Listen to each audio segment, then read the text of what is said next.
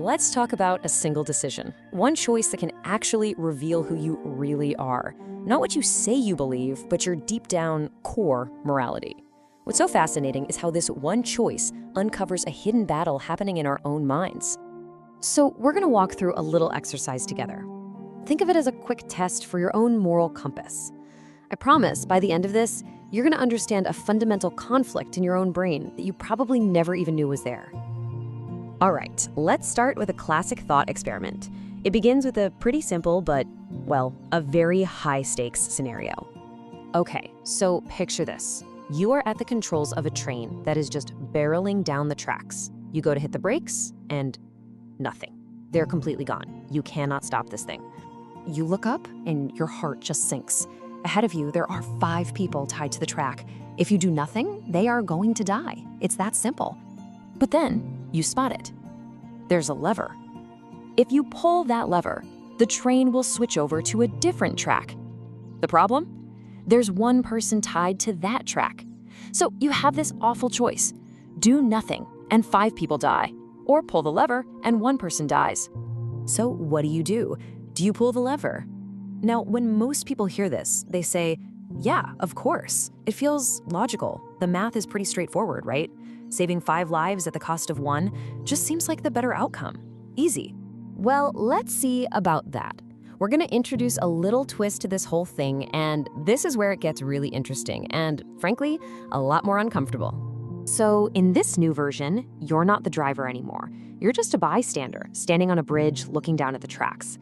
Below you, you see that same runaway train, and it's speeding towards the same 5 people. You look around, you're feeling desperate, and you notice there's a very large man standing right next to you. And then it hits you. If you were to push him off the bridge, his size alone would be enough to stop the train. He would die, but you'd save the 5 people on the track. So, would you do it? Would you push him? For almost everyone, the answer here is a hard no. All of a sudden, that simple math doesn't feel so simple anymore, does it? But here's the thing that's so weird. The math is exactly the same. The outcome is identical. In both situations, 1 person dies to save 5. So why does one action feel okay while the other feels just monstrous? Why is pulling a lever one thing, but physically pushing someone an entirely different story? The answer reveals this incredible split in how we actually think about right and wrong.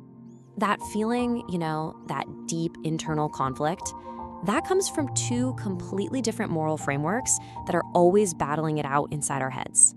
Let's break them down. On one side, you've got what we can call outcome thinking, and on the other, rule-based thinking. In those 2 scenarios, you actually felt both of these instincts clashing with each other.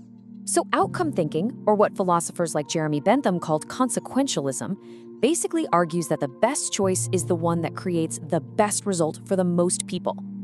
This is your brain pulling the lever. It's only looking at the final score, and 5 deaths is way worse than 1 death. End of story. But then you've got rule-based thinking, which is more in line with the philosopher Immanuel Kant. This way of thinking says, hold on a second. It argues that some things are just plain wrong, no matter what the outcome is. There are certain moral rules, like you don't kill an innocent person, that you just don't break. And that's why pushing the man feels so wrong.